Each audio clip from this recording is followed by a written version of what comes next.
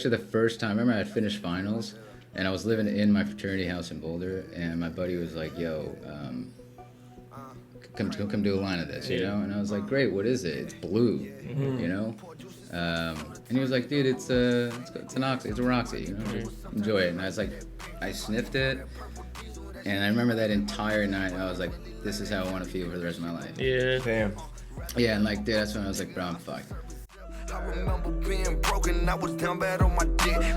Hey guys, welcome back to the Millennial Mentality podcast. I'm your host, Nick Agnelli, here with my co-host, Peter Price. Yo. And our guest today, Kevin Choi. Hey. Yes, sir. As always, guys, thank you for watching, listening, viewing, and subscribing. Follow us on all platforms, Instagram, TikTok, and YouTube. The support means the world to us. Continue to grow our brand. We're just trying to get our message out there, so it means a lot. Thank you so much for that. The TikTok is popping. We're almost famous, basically. We're basically right? there. So, guys, again, the support means the world, and continue to be along this journey. Thank you. Kevin, to you, I'm really excited about this episode today and to dive into your life. You know, Pete's kind of giving me a little bit of a recap of the trials and tribulations you had to deal with, but I'm excited to see how you grew to the person you are today. So kind of give me a small synopsis of the way you were raised and kind of what brought you through adolescence. So, you know, I grew up in Los Angeles, California, in a town called La Cañada, and it's like a super nice neighborhood, really good education system, and I, you know, grew up in a first-generation Korean home. Okay. So, like, with all that entails, it's like, you know, there are weights of, like, culture that, you know, I wasn't prepared to mix in with general life in the States, you know? And what do you mean by that necessarily? Like, you know, like, first time I went into school, like, it was, you know, English was my second language, technically. So, pretty quickly, you know, like, I thought to myself, like, damn, dude, like, I suck at this stuff. You know, like, I'm not very smart. Like, you know, English is my second language. And, you know, like, I grew up with my aunts and my cousins and, like, brother Korean, you know? So, Does first generation Korean mean like you were the first one to be born in the States? Yes, Okay. yes. I don't know. Yeah, people have, yeah, my dad always says, like, folks who are young Koreans and they come here, they're like 1.5. I'm a second gen and he's a first gen, you know? But and so like your parents were speaking Korean at the house? Household, man. Yeah, like, yeah, my dad, well, my dad's story is amazing. It's in my mom, and, you know, how they met and made it to the States is amazing. But, you know, for me, it was just, you know, I grew up in a neighborhood that had a large population of Asians. I think it was like a quarter of the population was Asian American. You know, but still, it was like adjustments in school. Yeah. You know, going from hanging out with predominantly Korean people to like a myriad of races and dealing with, like, my mom would pack me a lunch and it was a Korean lunch, and it was like taking that to school. It was like, what the fuck is that? Yeah. You know? It wasn't a Like, Lunchable? yo, what is that? You know, and I'm like, I had to sit there and explain, and I like, there were times I was like, shit, dude, am I like a circus clown right now? You know, and like those insecurities and an fears. outsider, I'm like, yeah, I'm like, dude, I from an early age, dude, I felt that stuff, you know? Yeah. And like, I had a very poor way of dealing with it, you know? Like, I didn't talk to anybody about it. I generally just kept it all bottled in, and like, it showed up probably in like my teenager, you know, just like an angry fucking kid, you know, and just like mad at the world. And all of it was just fear and insecurity internal, you know? And not that stuff is out of the door now. Bro. Sure. It's more prevalent now than it was then, you know, because it's like identified, Correct. you know, and so you can see it, you can talk to it almost, and it's like, it's a reality. So, yeah, man, growing up, that was a tricky situation, and I've never really had the time to like adjust like I thought I did. And like those roots, all that kind of stuff is like super deeply embedded in me, and it's like nowadays, you know, like I'm doing research on my family, where they're from originally. So like my father's clan is the Haeju Cheshi. So like Haeju is a bay in northern part of Korea, and like both of my parents are technically from northern Korea, or the families are, you know. The country of North Korea? Yeah. So, you know, before the war happened, it was one country. You know? So it just so happened that their family histories all happened on the northern half of that DMZ right now. And so, you know, I still have family there. You know, like I've never met some of my cousins. I know I've got an aunt there. And it's just stuff that I was like, man, like I haven't even had a chance to talk with any of those guys. And like I'm out here complaining about first world problems, you know? So that stuff also like always was in my mind, and like put stuff into perspective, like where they came from to the life they're able to provide now. You know, like it truly is like they did the best they could with what they had, and it was truly more than enough, you know? However, it doesn't take away from the fact that like my realities are different. The worlds that we grew up in have changed very quickly, you know, like exponentially, to the point where it's like it's a completely new world every like year, it seems like, you know. And so as an adult, you know, catching up with the past while also like making peace with things, it was heavy. Yeah, man. But that's what it is right now for me. Everything is incredibly heavy, you know. What to kind of wrap up like the adolescence part, what was it like being, because there's all these stereotypes behind like Asian parents and whatnot, and what was it like being raised by, you know, first generation Asian parents, you know? Yeah, like the expectations were there, you know, but I think there was also a firm understanding that like, yo, these kids are growing up in a world that we don't know, you know? And so they're like, once we leave the house, it's like a whole nother realm. So they did their best to like keep that a safe place and allow us to still go out, make mistakes, you know, do these kinds of things. However, the expectations, said or unsaid, are still there. You know, like I know that. I think on my mother's side, there's like one or two folks who haven't graduated college, like, you know, like, and dude, these are they're second generation kids here, you know? So education was incredibly important in the family, because they knew, like, you know, if you spend your time investing in education and knowledge, eventually it'll pay off, you know, like monetarily. And so, but it didn't, you know, at the end of the day, like, you know, my brother went the traditional route. You know, we both were put in violin classes. I fucking hated it, dude. I like literally remember, like I have a lot of stage fright and stuff, you know, and like I remember as a kid, bro, I'd have these stupid recitals and I'd have to sit there, and my mom said like the bow was just fucking shaking and it was just awful, and I was like, dude, why do we do that to fucking kids who hate it, you know? And it was just like, I didn't know how to tell people, like, no, I don't want to do that. But I got to a point where I was like, dude, I'm not doing this violin stuff. But my parents were like, you got to play an instrument, you know? And so I was like, great, I will, like, I've always wanted to play the drums. You know, I love Travis Barker. And, like, yeah, he was probably not what your parents had in mind. No, you walk in his room, there's Travis Barker posters. And they were like, fine, you know? Good. As long as you put your time into it. And so, like, bro, throughout like junior high and high school, coming home, I would play like the drums for like an hour and a half, 2 hours. That was like my like therapy. Safe space, you know? And so you had a drum set at the crib? In the house, not in the house, in the garage. Okay. So my neighbors hated it. That was my next question. Someone had to hate it. But there, in front of me lived, there was a guy who played center snare at Lackawanna High School. So the parents were totally used to it. Okay. And then like the guy next to me was like, you know what, you know, as long as you don't play till like 11. Right. You know, so I was like, that's cool. But, yeah, like that was, you know, so they allowed me the space to do that. You know, but I think that was also, maybe they learned from my brother. You know, my brother's path was like sort of laid out. Like since he was a kid, he had, I remember he was like 9 or something, and he went on an award talk show thing, and at 9 years old.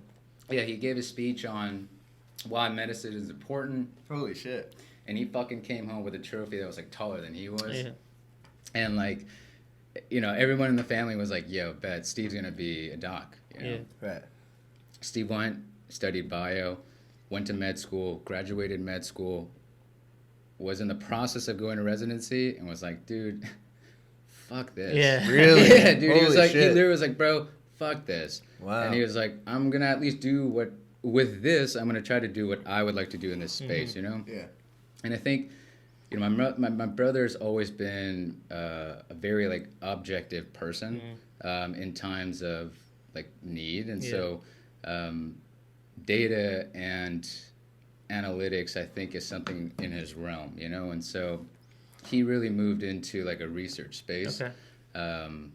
Yeah, and he like fucking loves it, man. Good. You know, and so it was the fact that, you know, that route led him to a point. Yeah. But dude, there was a point I remember, like, and my brother see me at my worst, and like my literal worst, and he's somebody I cherish very dearly. So when he said like, I want to at least do it the way I want to do it, dude, I was like jumping for joy. You know? I was like, fuck yeah, dude. Like, So do you think your brother stuck it out as long as he did, going the path that he was going, because he felt that societal pressure, like from your family side of things? I don't think it was just my family. It was also like, just, I guess this is what I was supposed to do, kind of thing. So I gotta do until it. I actually sat down and thought about it and like asked myself, like, Is this what I want to do? yeah. And so like, dude, I wonder in my head, like, how many people go through life 10, 20 years without like literally having that talk, and they're just doing it because some other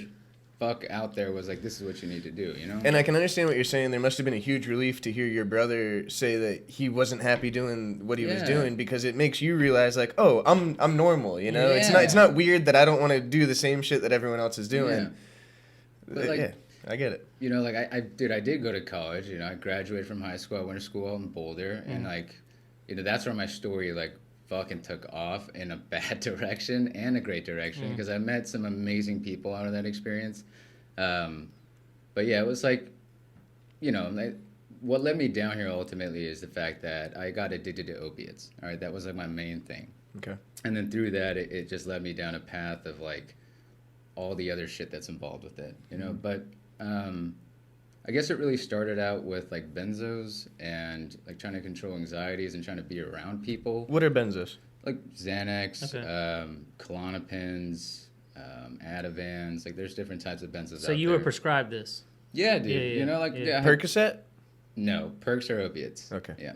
Okay. And So opiates and benzos are different. Two different. I don't know what but drug classifications. Benzodiazepines, and then there's like a whole section for opiates. Okay. You know, and there's different lines and types of opiates, just like there's different types of azepines, or you know, whatever they're called. But, Sure. yeah, man. So like, you know, it started there trying to like control whatever the hell was going on with me, and the fact that in 10th grade I like broke my arm and I got some bikes, you know, and I realized like you can take stuff to make yourself feel different, you know, and it was like not just that, like that feeling is what you've been looking for, you know, like you've been looking to feel kind of free, you know, like not caged in this like constant thought of judgment from your fucking ego. Really, it's internal, but you know, you come to a place and you're like, I found something that helps, you know.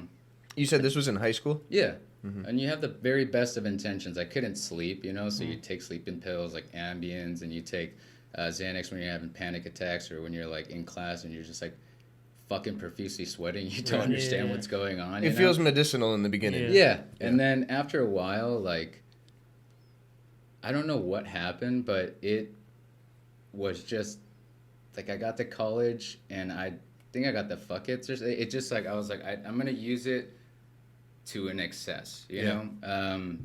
Because in high school it was like you do it on the weekends. Like, you know, I remember my first 420. I was in 7th grade, and I took like a huge ripper off a bong, and like I was high as shit, and I didn't smoke weed for another like year, you know? And it was like, that's what it was like, you know, like. So before you got the Vicodin, other than, you know, the couple of times you had smoked weed, had you ever done, like, were you into doing anything? No. Dude, I was like a drummer on my praise team. Right. Like, I went to, my father is an elder. Yeah. You know, like, that man is respected in his community. And my mother is like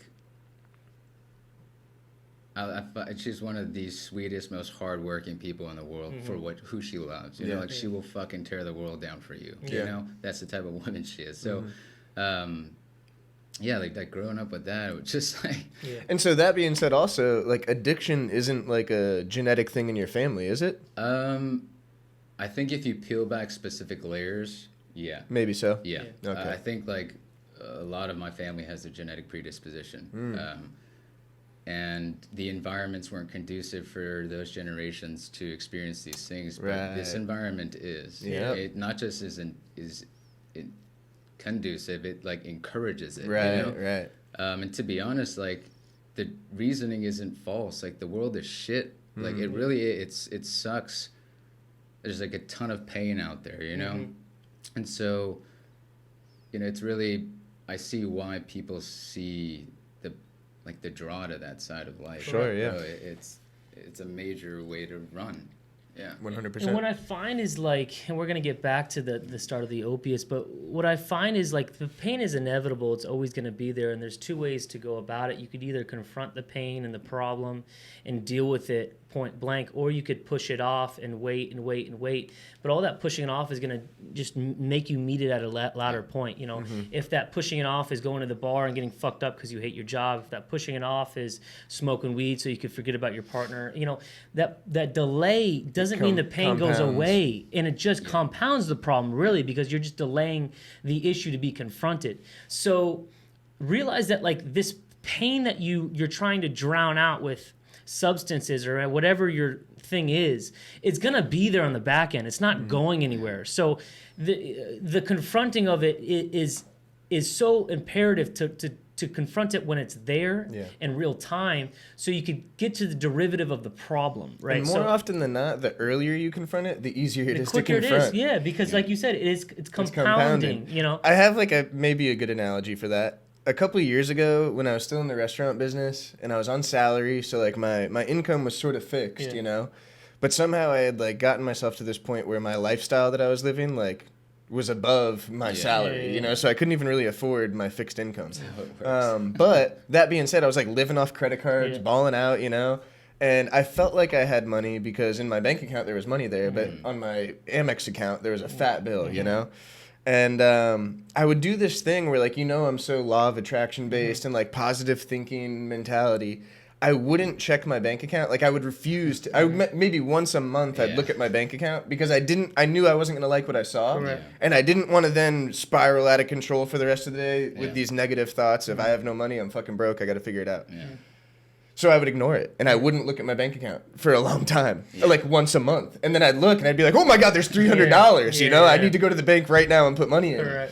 And I remember saying that to Papo Taco one day, being like, dude, I don't check my bank account because it stresses me out. And he's like, what the fuck? Like, it's not going to change by you not... You're going to check it eventually, and it's going to be way worse than you thought because you haven't looked at it in a month. Correct. So the sooner you look at it, the sooner you know where you stand, and the sooner you know how to tackle that problem. But ignoring it just makes the problem worse, most likely. And, like, even, like, in a real-life instance, like, for me, when I deal with weight, I've said it in passing, but like I won't look in the mirror. Like you'll walk past a mirror, you're in the bathroom about to take a shower, whatnot. I will put my head down or turn to the side so you don't face the issue literally in front of you. So you have to be real with yourself. You have to face your issues because, like we're saying, they're just going to continue to get worse if you push them off. Yeah. You know, it's funny. Like they say, weed's a gateway drug, which I believe to a certain extent, but. All the potheads I know that only ever smoked pot never had a problem with any other drugs. You know what I'm saying? Like, it's just that one time you try something different and it's like, it's a game over. Yeah, weed's always been, you know, growing up in California, it was like... So chill. Yeah. You know, so like chill. Parents, you know, everyone did it. So it's like, the conception of weed when I was growing up was like... you know, like caffeine, nicotine, like that. How about amongst your parents? Oh, fuck no. Zero tolerance. No, I don't know.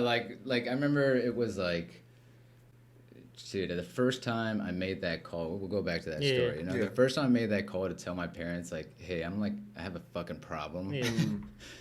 They were so confused. They're like, what do you mean? Like, what do you mean you can't stop? Like, That makes just no like sense. put Yeah, it down. you just stop. you know? Yeah. Put it down, like, but you're good. And it was like, fuck. Yeah. Yeah, I wish, dude. Yeah, You right. know, It's not like, that simple. damn. I also find that, like, for instance, 21 Birthday is a great example. Like, when you make something harder to get or, like, more dangerous or whatever, this bad boy feel, it makes you, especially when you're younger in those years, want to do it more. Yeah. Rather than, like, if you came home and just like your dad's drinking a glass of wine, he was just smoking a blunt, you'd be like, okay, that's normal. Sure, and you would yeah. treat it different, you Yeah. know? But you like to abuse it because it's illegal, you know? And you've probably been deprived of it, or like you haven't been Correct. able to have it your Correct. whole life, you know, and now you've got access. And you watch as a kid other people. Yeah. You know, I'm like, bro, kids they take in so much more than sponges, we yeah, think, yeah. man. Like they really do. But yeah, dude, it was like telling them was just like shocking. You know? Yeah, I bet. Yeah. But that all happened basically in Boulder. Yeah. All right, so let's Yeah, let's go lead back off to on you. your question. Yeah. So, Kevin, back to the point Give a of... clap. A clap would be helpful. Okay, no problem. Hey, no problem. So, Kevin, back to the whole opioid, problem and how that started at CU. Kind of run us through that. So it was like I was playing rugby my sophomore year, and I had touched opiates before that, but before that, freshman year was really just blow, acid, shrooms, and like Xannies. So you didn't really have a fear of drugs. Fuck no, I loved Yeah. them, dude. Yeah, yeah. Like they were like my little escape, and so like when you have that kind of relationship with something, it's like incredibly toxic. Yeah. Dude, like literally that relationship brought to real life are some actual relationships that we see today. But And when you run through that list of drugs, was that something like, when you're in college, Friday, Saturday, Sunday when you're going out? Was that like Tuesday before class, you're doing a bump of blow? I would say quietly, Yeah. secretly, I was doing bumps here and there, and yeah. then, like I would snort Addies, and but Xanax was like the most consistent one for sure. I remember the first time I stopped taking it after 3 days, like I had a seizure. Really? And I didn't realize that that's what caused it. So they thought I was like an epileptic, and like all this shit happened. I literally had no clue. So you were taking Xanax every day? Yeah. Okay. Yeah. And then 3 days after stopping, you had a seizure? It's like clockwork for my body. 3 days after, a benzo binge or something like that, I have a seizure. Holy shit. Yeah, it's Holy like fuck. incredibly. It's incredible how your body just like does Knows. that. It knows to do that. Yeah. It's. Your body is so much more powerful than people think. Oh yeah.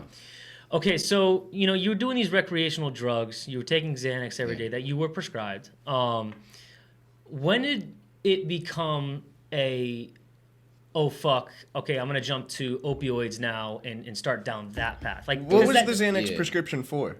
My anxiety. Stress, yeah. And like- were you using it so often to treat that? Dude, honestly, Xanax, when used properly, is magical. Right. Yeah. It's supposed to be used for an incredibly acute case of like panic. Yeah, right. Or anxiety. And it does serve that purpose. Absolutely. Like, I have a buddy who flies and literally is deathly afraid of flying. Right. And the only time I've ever seen this kid take a Xanax is on a plane. Right. And I agree with that Yeah. point. But when I look at like the pros and cons of something like Xanax, the pros are so minimal in situations like that, and the cons I find fucking horrific. Yeah. Right. The amount of cases of guys that only take it to fly that end up Correct. losing everything because Correct. they love it. Bro. Correct. Absolutely. And it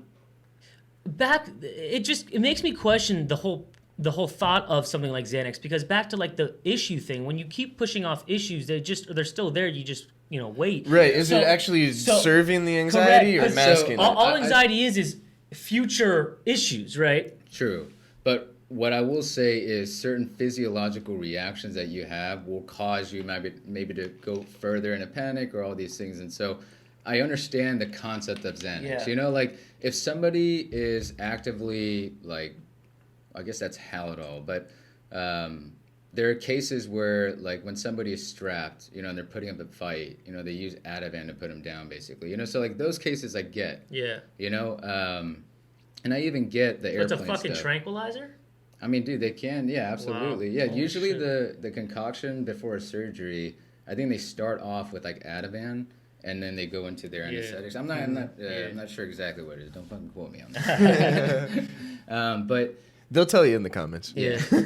But back to that situation when I knew, it was actually the first time. I remember I had finished finals, and I was living in my fraternity house in Boulder, and my buddy was like, "Yo, come do a line of this," you know? And I was like, "Great, what is it?" "It's blue," you know? And he was like, "Dude, it's an oxy, it's a Roxy, you know, just enjoy it." And I was like, I sniffed it, and I remember that entire night, I was like, this is how I want to feel for the rest of my life. Yeah. Damn. Yeah, and like, dude, that's when I was like, bro, I'm fucked. Like, and I remember thinking, we had bunk beds, and I was sitting, like, with my head on a couch, looking at a TV with the bunk beds on my side. And I was just, like, nodding in and out of life, you know? And I literally remember dreaming and both consciously thinking, like, this is the how I happiest want. moment Yeah, of my this life. is, like, it. Like, Wow. And there was nobody around. Bro, like, there wasn't a soul there after 4 o'clock. And I was up till, like, 5, nodding in and out, you know? And it was, like, after that, and I was, like, something, like, literally just, it fucking took a hold of me, you know? Do you think it's possible to get to that happiness sober in life? Yeah, dude, absolutely. I Pure think, bliss? Yeah, I think the, Because that's something I fight all the time, honestly, too, with drugs and anything like that, you know? I think that feeling, though, is more of a, it's an all-around, like, harmonious relationship with you, yourself, and your environment, and your belief systems, and, like, the belief systems of those around you. Like, I think that ultimately is sort of that, like, nirvana type shit, you know? Like, and that's what you fucking feel like you reached when you're at that pinnacle of a high, you know? It's like... You feel untouchable? Yeah, Like, what is it like? You feel... I mean, bro, it's surreal at the end of the day. Like, it really is, like... But to my point, the fact that he can't describe it makes me think, like, it's not... Is it attainable? Is it attainable? The fact that, you know... But that feeling is... I guess that's incorrect. The peace, the overall peace that you feel is attainable. The fucking high is not. Right. That's not happening unless you're like, you know, you got, you know, shit up your nose or up your arm. Yeah. You know? Right. There's a chemical imbalance going on in your brain. Yeah. But, you know, even nowadays, like, no matter how tough it is, like, it is, there are moments where I feel the same type of, like, at least peace, you know, and, like, quiet in my mind. And, like, at the end of the day, I think that's what I really fucking wanted was, like, the ability to just, like, not have influence from other people around me and my own fucking voice, and just be able to, like, be still and understand that, like, that is just a voice, you know? Like, those are just judgments in your mind, and, like, you are more than that. Correct. Yeah. Correct. And, you know, I think it's crazy because the subconscious is so powerful, and these voices that are in our head, which are like, yo, this chick thinks I'm fat, or this dude thinks I'm ugly, or, you know, I didn't nail that interview, or my boss hates me, or whatever it is, are just things that voice comes up with to make you... The body is wired to be scared of things, to have anxiety. That's why the human evolution happened, is because I saw tiger, ooh, scared, run, you know? I saw a big warrior with a fucking sword, ooh, I don't have one, run. So you find these problems, it's the way we're wired, and you look for them because we're always high-centered, and we always are looking at our surroundings and the people we're around and everything like that. So you have to realize that 90% of these worries and anxieties and problems that you're making up in your head aren't even real, bro, you know? And if it is, honestly, it's not that big of a deal. If I walk past someone and they think I'm fat, fuck it. I don't give a shit. You know, it's sick. I'll never see you again in my life. Peace, bitch. You know, and I'm at the point in my life where if you are judging for someone like that, I don't even want to be fucking around you anyways. You know, fuck off. Yeah. So, I think the easiest thing, and we're going to, again, go down this whole, you know, path for you, but the easiest thing I deal when I go to anxiety is like shrug it off. It's so hard to do, but like shrug it off and say, listen, is this going to affect me in 5 years? Yeah. No. Peace, bitch. Right. You know, and get out of things that way. Because when you think of life as a macro, right, these things become so small. You know, I remember in school, whenever I'd have a bad grade or this or that, I thought it was the biggest issue in the world. I thought it was the craziest mountain to climb. And in reality, I don't even fucking remember any of that shit. You know, none of it. Yeah. So these huge problems, realize that in the grand scheme of things, they're pretty minute, and it gives you a little piece that, I could A, beat this thing, but B, I have the power to attack it in the first place. And attacking it is, I think, like the only way to beat it. Yeah. Right? Because masking it isn't the answer. Like we said, it's compounding. Then next time that problem surfaces, it's still the same problem, and you've procrastinated it, so it feels even worse. The only thing you can do when you're feeling anxiety and you're having those struggles is to acknowledge what the source of that problem is, what it is you're worried about in the future. Because like you said before, anxiety is like stress about something that's going to happen in the future. What is that thing you're worried about? What do you need to do to get the outcome that you want? And if you don't have that answer, then maybe reach out to someone and talk to them about it. Because a lot of the times, someone, Papa Taco just called me the other day because he's stressing about like what he wants to do with his work situation. And then we talked about it for like 15 minutes. I didn't even say anything. He talked for 15 minutes straight and then was like, you know what, bro? I think I just had to say it all out loud. I know the answer. I was like, yeah, bet. Okay, perfect. Because I didn't even hear a problem in anything you just said. He's like, I just had to like speak it out loud. I was in my own head. So, I mean, I think you don't want to be that person that's constantly talking about your anxiety and going to your friend with all these problems, because that's not like the kind of person I don't think any of us want to be. So try to have that conversation internally so that you can fight these battles on your own, because you want to be able to do that ideally. But if you can't come up with that resolution on your own and you genuinely don't know the answer or what to do, then find that support system, and vocalize your issues and your concerns. And if you guys don't come up with a conclusion, I'd be shocked, or at least if you don't feel better, maybe you don't come up with the conclusion, but you'll probably feel better about the problem. Correct. And there's no other way to really handle it, because curling up in a ball and not coming outside your room for 3 days doesn't solve that problem. Facts. Or make you feel better. Yeah, there were like bouts of depression I'd have, and it was like I wouldn't move. I was like catatonic essentially, bro. Like I wouldn't want to leave the fucking 8-foot radius of my my bed. But when you come out of stuff like that, and you realize like, oh yeah, there is this other side. Yeah, this like side of things that we can take a look at.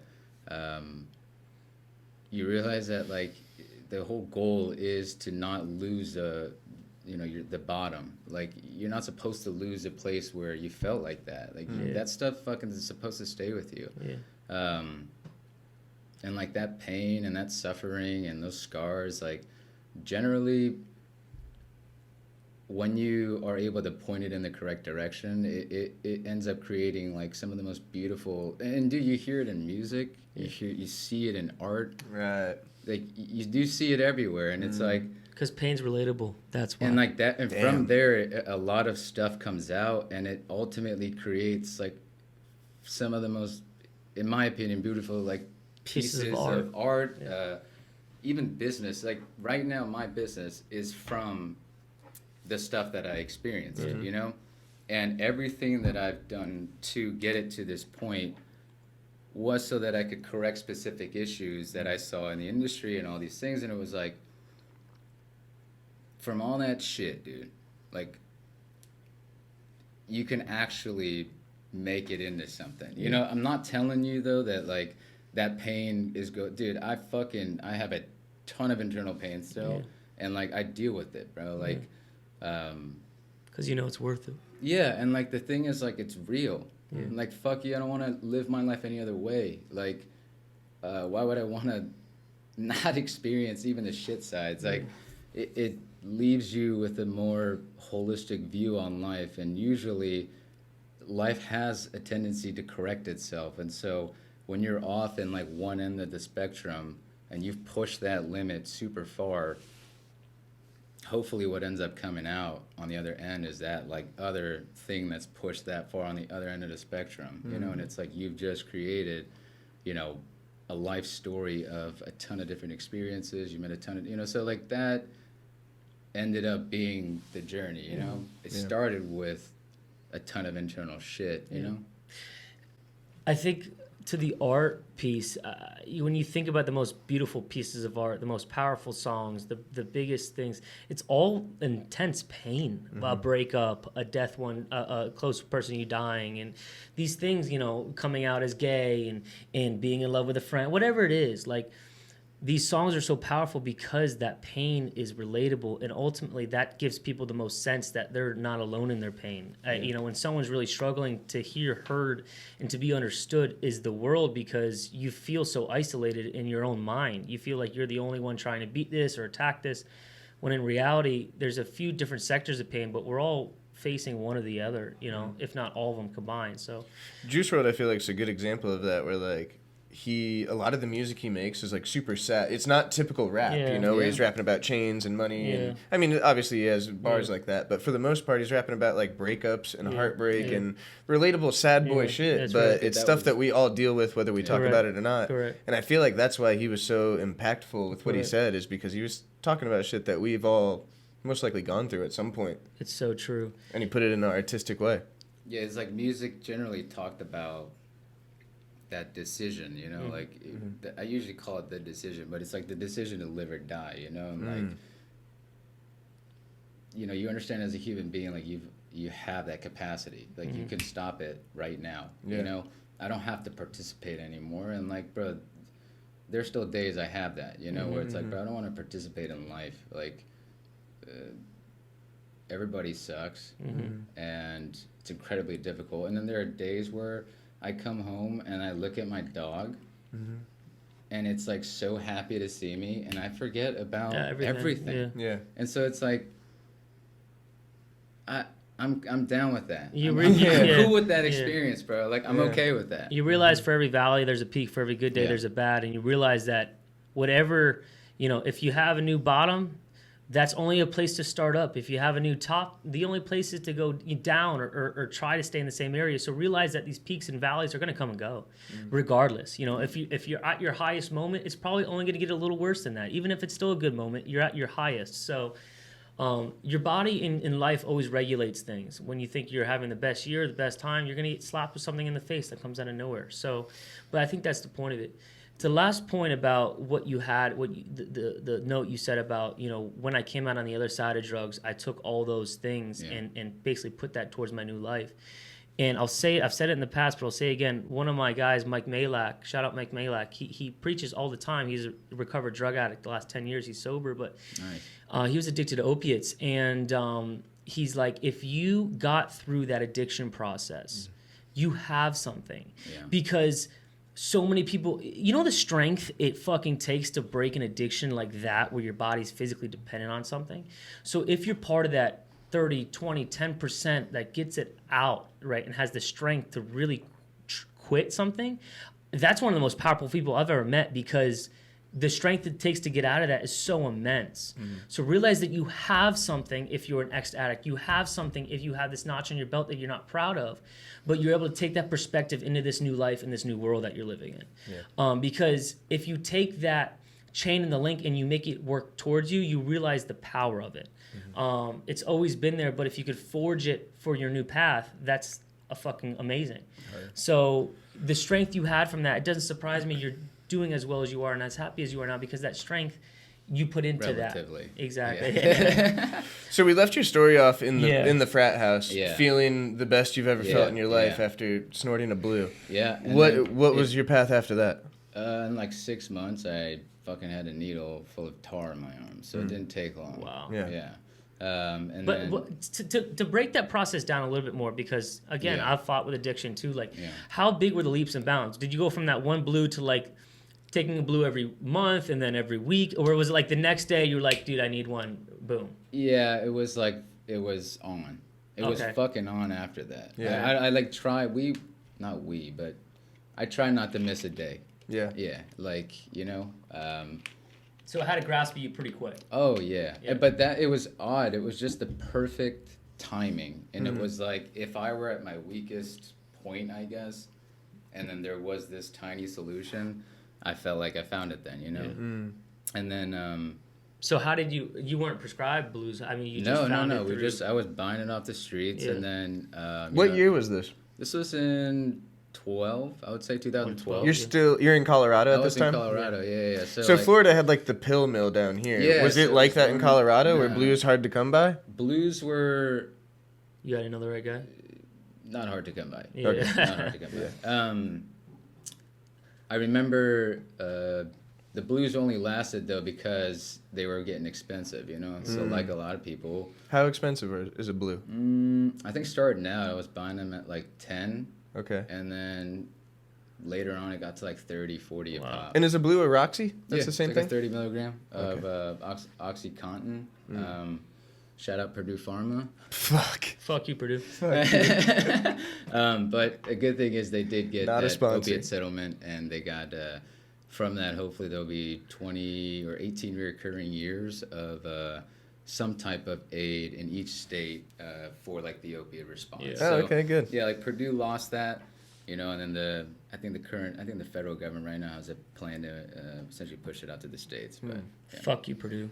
And the reason I say that is I watched a documentary on them. They were pushing these drugs when they still knew the effect they had on kids, right? So like, just fuck you. But so you in those 6 months things got real and serious and fast.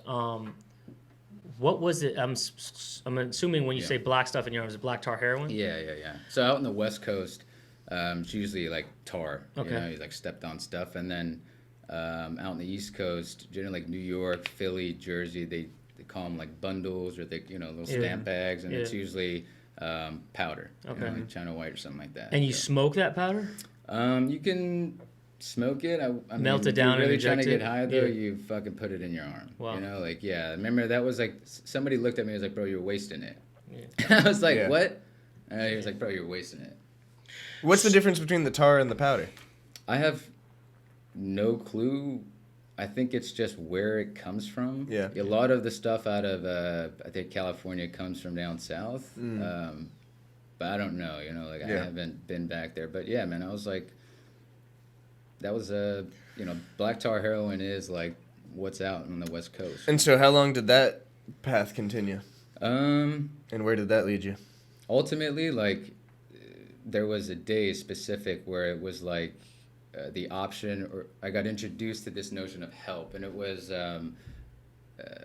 summertime in Boulder, and it was like perfect outside. And by that point, I was like barely leaving the house kind of stuff. I didn't want to see anybody, but... my buddies, got 4 of them together and went and played golf. And like, I think around the 3rd hole, it started like thunderstorming and lightning came down and it was like crazy. So they got rained out and they ended up coming home. And it was like during that time where I had, somebody shoot me up and then like I had like overdose, And I was like dead on the floor. And if it weren't for that storm coming in and raining out my 4 boys that I live with, and then coming home at the time that they did to like see, then you probably just would have been dead. Be here. Yeah. Wow. So it's just like, it's crazy like how that shit works. Like, and I still like talk to these guys, like, Holy shit. 2 of my best friends out of San Diego, Patch and Brad, shout out. Shout out you guys. But like a lot of people saw that shit, but like these 2 guys like really fucking saw it. And, along with like a bunch of friends from high school that there's a big scar there, because I fucked up a lot of relationships, man. Yeah. And like that's something that I think I'll like always carry, and like it makes me sad even now thinking about it because these are like really, really good people. Yeah. And like. And you were just in a bad spot. I was in a fucking awful spot, and like, yeah, dude, it was embarrassing. But 2 questions. The first one being, you mentioned you were in a frat. You at CU Boulder, yeah. And I mean, you guys probably partied, played dice, the whole 9. I've been to those parties. I've seen that scene, and like, dude, if a dude's ripping a line of coke in the bathroom, like fist pound, cool. If a dude's smoking, you're probably the cool guy at the party. Even if you have if I saw someone doing a blue or Roxy in a college party, I would have been like, wow, that's not for me. Shrugged my shoulders and peaced out, right? But when you jump to like the heroin thing, where it's not like a social thing anymore, and it's like me in my room. Socially, like, did your boys know? Did they not know? Did you hide it? And then, like, how would they respond to that? Dude, they were, like, the fucking sweetest dudes. They tried. They fucking tried. They care about me, and they tried to, like, let me know, bro, like, you're unhinged right now. You know, like... When you say try, like, did they take your shit away? Did they sit you down and be like, bro, what are you doing? Yeah, like, they kind of had those talks with me, and then it encouraged me to, like, go at least, like, see somebody, because I, like, was trying to end it at that point. Yeah. You know, like it really was just like, bro, fuck everything. Yeah. You know, like it. And what did that stem from? That feeling of fuck everything. I honestly, like, I think it was like I felt lied to my entire life. Like, this is what life's like, actually.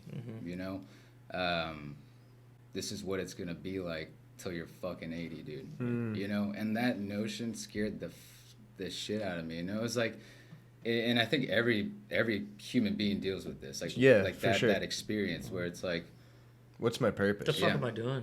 You leave and it's like, what's happening in life? I thought things were supposed to go specific ways or not, and then you learn about personal expectations and how, you know, and like you learn now how to deal with that shit. I wish I fucking knew then, you know. They don't teach anything emotionally in school. What do you know now about how to deal with that? That a lot of that's learned behavior, learn things from somebody else, like telling you that stuff, and you're not wrong for being young and not having the answers. And you're okay to have that, but just understand that there's a component in your mind and in your brain space and in your consciousness that should be for you. And it's not the idea of like you made up by other people, but how you see yourself. Self-respect. So, yeah, it's like whatever relation you have. And some folks, you know, they kind of mirror that with like religion or God's love. And like, you know, it's the same process of like finding this like inner peace. Yeah, where it's like yourself and the sack of meat. Like, where is this all coming from? The like, sack of meat. Yeah, like, you know, and I was genuinely interested. Like, I studied philosophy as a minor, and it was like, I didn't take that because I thought I was going to make money. I was genuinely curious on, like, how do people think? Yeah. You know, that's what I studied psych in college. I was like, I'm curious to think, because that's, at the end of the day, what drives all of this. Yeah. You know, like, cognition and behavior. And so it's like, dude, if you're not in a space to, you know, run a specific way in your life, like, it's okay to ask for help, you know, and, like, adjust, you know, because it's like, nobody told you all any of this shit. No. You know? Right. And we throw these, now I look at 17 or 18-year-olds as like kids, man. We throw these kids into the world and then we're like, all right, let's throw shit at a wall and see what sticks, you know? And it's like, they're so, I'm not going to say, at that age, you have to be misguided because you got to see where your path takes you. I'm not going to say like you could tell an 18 or 19-year-old kid, like, this is what you do. They're out of the house, they're adults. But you have to realize, like, I'm going to tell my kids to be curious in the world, see what paths you like, and like, have that open discussion with them. So when they call me up one day and they're like, yeah, man, I had my first psych class, I really love it. Boom, jump on that shit, double down on that shit. Make that shit not your minor, but your major. You know, like, have that relationship with them to be like, let them find their road, but when they find the road, have the emphasis and encouragement to be like, okay, you're telling me this out loud in the world, boom, follow that shit. Because a lot of times you can walk right past your road and think like, oh, maybe that was just one semester of psych, fuck it, and go down a different path that leads you just not towards your passion, but away from it, you know?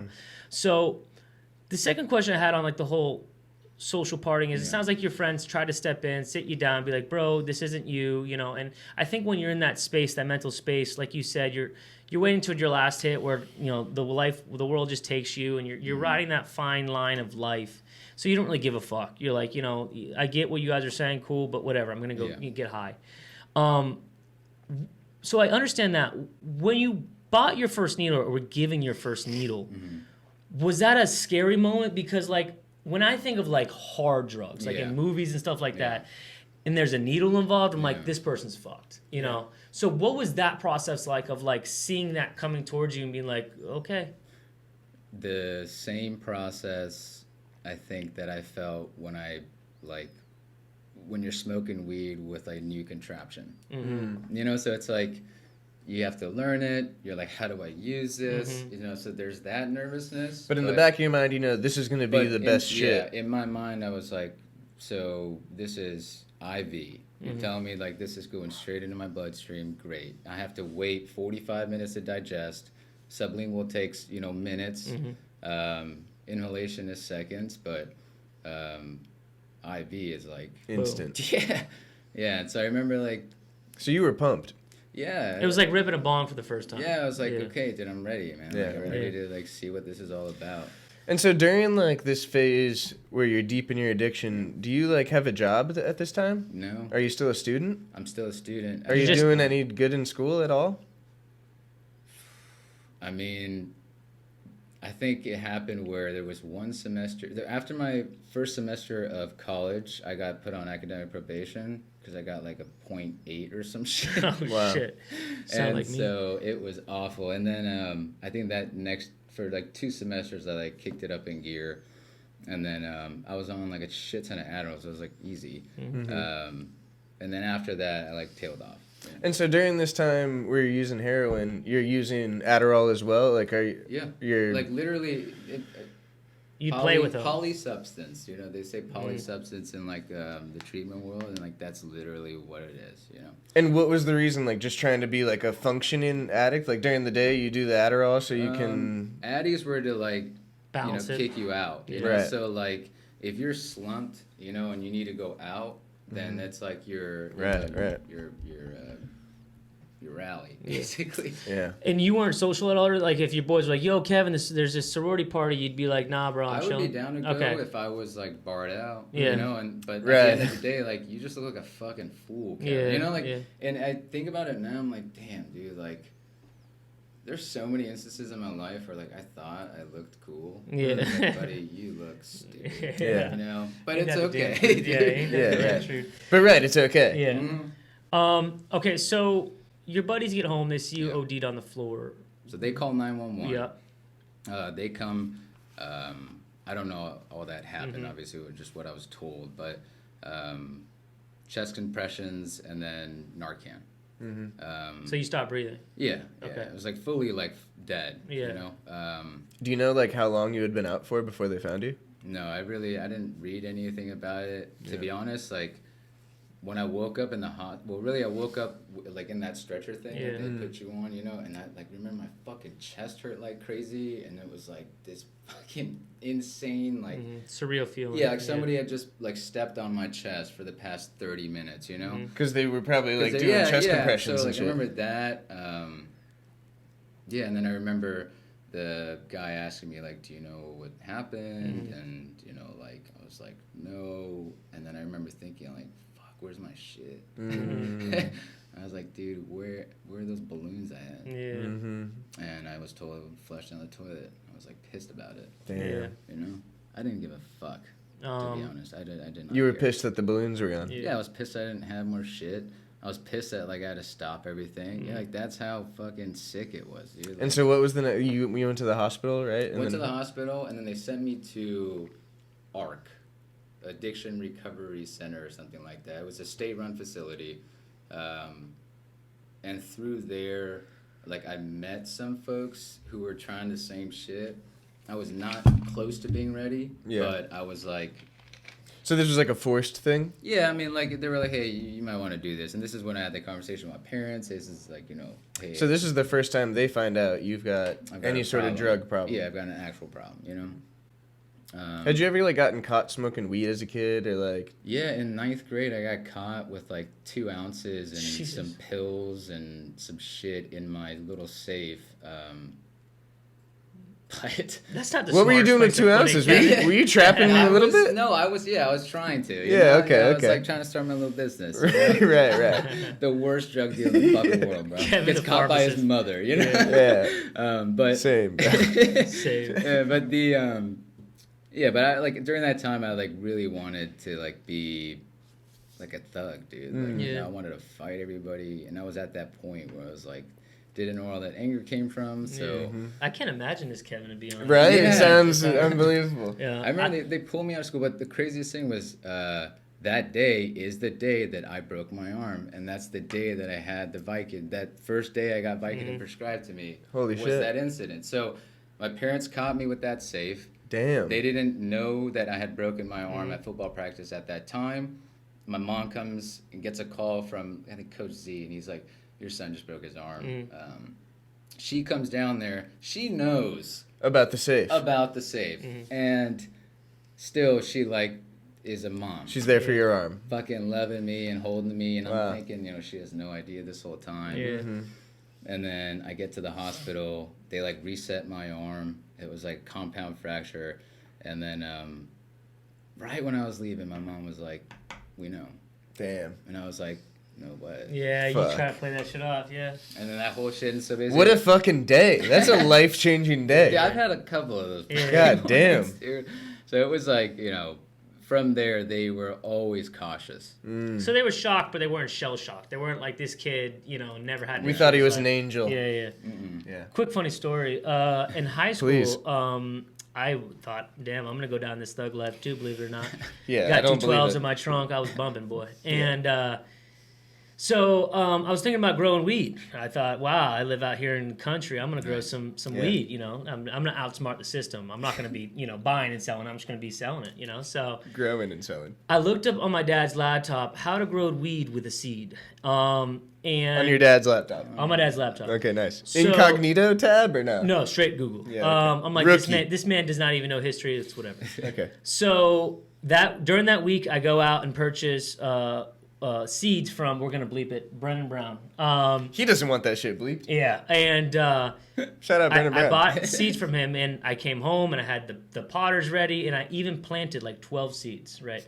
Damn, dude, that was ambitious. But to be honest, again, to the stupidity thing, I planted them in my front yard near my front door. So, Bro, what the fuck well, are you thinking? I thought I truly outsmarted the system because they're not gonna think. Oh, it's so... Yeah, It's so obvious. blatant. It's reverse psychology. You know what I'm saying? Like if I was in the back corner, fucking. My planting, parents don't know what weed you know, looks like. But I think one day my dad was like, "What are you doing?" I'm like, "Oh, I just wanted to plant some new flowers." You Picked know, up a new hobby. But I think it was my goal to like let them grow like in my eyes and then like transport them somewhere else. I had a business plan for it.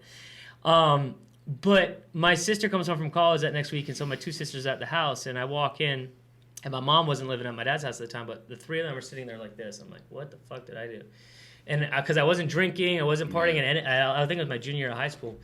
And that's another thing. I thought I outsmarted the system. Like, there's no way this chubby little kid is going to be selling dope. And I'm like, yeah, bitch, I am. So they're sitting there like, we seen it. I'm like, see, what the fuck you talking about? Like, I thought they saw the plants.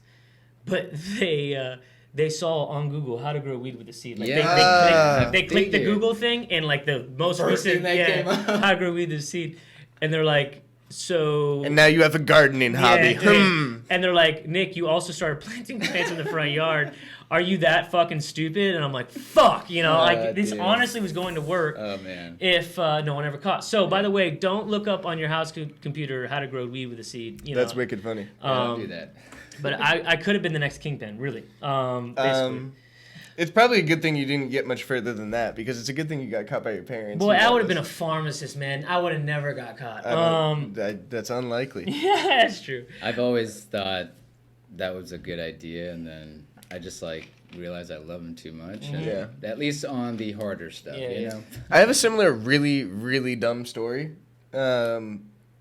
Have you ever seen, like, I forget the name for the brand, but it's like a little circular plastic piece that hangs on your keychain, and it's got a razor in the middle of it, and it's like for splitting Dutches. You just like slide the Dutch right through it, and it slices it But I right know, open. like, You got to be a what pretty you're- big pothead. It's to like a have one of Dutch those. splitter, Yeah, you know? It's just a yeah. little circular plastic Yeah, ring with a with like a razor, little and you slide the knife. Dutch right Yeah. through it, and it's like slices it open. And it's a keychain thing. I don't know why I was so dumb in high school, but I got one of those, right? And I wore it around. Everyone in high school had a fucking lanyard, you know? I didn't even have a car, but I had a lanyard with my fucking house key on it. I didn't even need a house key because my garage had a keypad. But I wanted to wear the lanyard, so I wore my house key around the lanyard. Yeah. You looked cool. Yeah, that was the idea, at least. Until Clay Meister called me out one day. He was like, you didn't even have a car. Why the fuck do you have that lanyard on? Fucking Come on, bro. Shut the fuck up. But anyway, I got one of those Dutch splitters, and I had that around my lanyard, too, because it was like just another you're accessory Yeah, for my man, lanyard. you're the dude. I didn't realize, like, at this time, I was naive to my parents having, you know, even an alcohol problem, let alone, like, having ever done drugs. I was sort of naive to it, you know? So I never would have suspected my mom would know what a Dutch splitter was. Got it. My mom's hanging out on the patio with some friends one day. I come home from school. Hey, Mom, what's up? I go out there. I go back in my room. Like 2 minutes later, like, hey, Pete, come out here. In front of all the friends, too. No shit. On the patio. And I'm like, hey, what's up? Yeah, what's going on?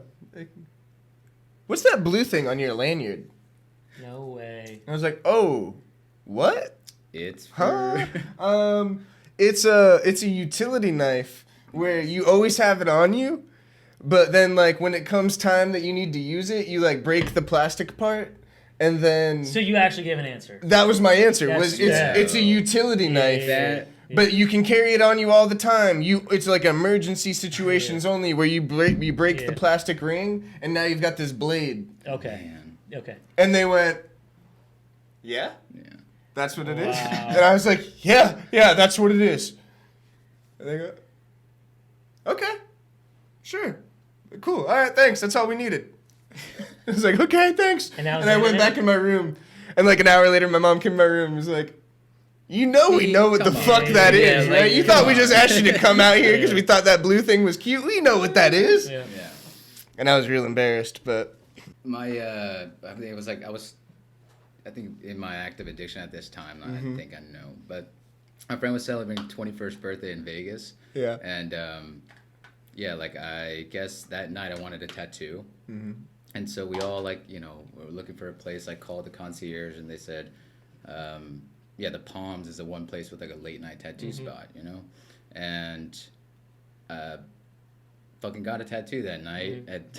Woke up the next morning. I don't remember much after like getting in the car To go get the tattoo, And it was like one of those hangover moments, like I woke up with crumbs all around me. Right. And Was that like a cool feeling? Like, ooh, what did I get on me? No, because I didn't realize what had happened, and then my lip was like tiny bit swollen. Oh, and like it says Cheez It on it, dude. Holy Oh my shit, God. it's still there. It's still there, dude. How old is Oh my that? God. It's like 21, so about 10 years old. Dude. Oh my Wow. God. Dude. That like never happened. Yes, I was like, how did one? I didn't think it would stay on, but two, how I got caught by my parents. Tell me you were eating Cheez-It. Dude, no. So we were on a family trip in Shanghai, and I was like looking at something like this. Oh, no way. Yeah, and my dad comes up, dude, and like by this time, like I have a couple tattoos, and they fucking hate him, Yeah. but they were like, you know what, whatever, like Kevin's just Kevin, Yeah. My dad walks past me, dude. He pulls my lip down and he's like, "Cheez It," and he was like, "Really, Kevin?" Oh my You're God. an idiot, dude. And I was like, "Yeah." Deny that, bro. Dude, that is such a thing to do when you're fucked up. I wish I kind of wish I had Cheez It one. though, Yeah. dude. That's like a long What I lip heard, tattoo. and the guy spelled it wrong. Yeah. He No. spelled it wrong. He wrote Cheezy Yeah. it, and it was probably because I was like an asshole or Yeah. something like that. But Cheesy. yeah, dude, it was just like one of those things. I was like, I can't believe I did that. I can't believe it's still there. Yeah. If you were to get a lip tattoo, what would it say? I don't know. Mine would be enter. Yeah, you've said this on a podcast Yeah. before, and I told you how sus that is. I can't believe you just doubled down on it. Yeah, I'm not changing Yeah, just because you- I get judged. I respect that. On like episode 2, he said the same thing, and I was Yeah. like, bro, that's sus. What the fuck's entering Yeah. your mouth? What are you Or talking about? Enter or like welcome. Like a welcome. Yeah, mat, that's not you know? any better, really. I haven't put any more thought into it since you asked me the question the first time. I like The first time? I like sup for you. SUP. Yeah, or like I want to do like I don't like doing lip tattoos. Yeah. So what do I tattoo on my lip to show people like don't get this, you know, Yeah. like Salt and pepper shaker. I don't know. Yeah. So think about it, Pete. I'll come up with I'll something think of better. something. Ask me in like 6 episodes. Cheez-It's fire though, honestly. Yeah, Probably Cheez-It is a good one. It's just so long. It's Yeah. impressive that Supposedly he it was filled all that. because like I had no idea what I wanted, but on my way there we stopped at the snack store and I got a box of Cheez-Its, and That's like, a Oh W. my That's a God. win. I guess it clicked in my mind Yeah. at that time, like 10 bars deep. Just this is fucking what I'm Yeah. getting on my lip. He was in the fifth Holy dimension. shit. That's the energy though right there though. Yeah.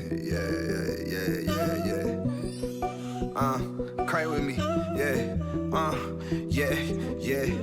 Pour juice inside a soda, turn it over, watch it sink. Yeah. Sometimes it might be purple, sometimes it might be that pink. Probably roll that purple diesel, that shit Cuban like my links. But I really like that Cali, cause that shit don't make me trip.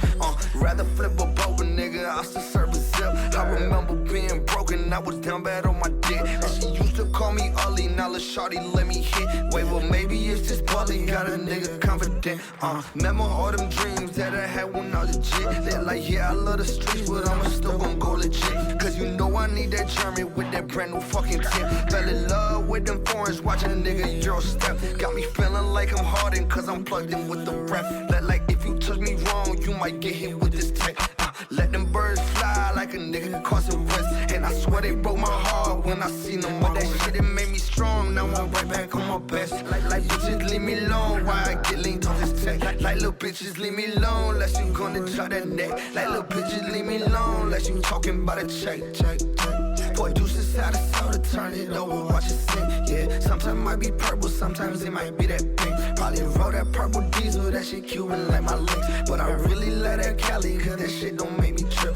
Pour deuces out of soda, turn it over, watch it sink. Yeah, sometimes it might be purple, sometimes it might be that pink. Probably roll that purple diesel, that shit Cuban like my links. But I really love that Cali, cause that shit don't make me trip. Yeah.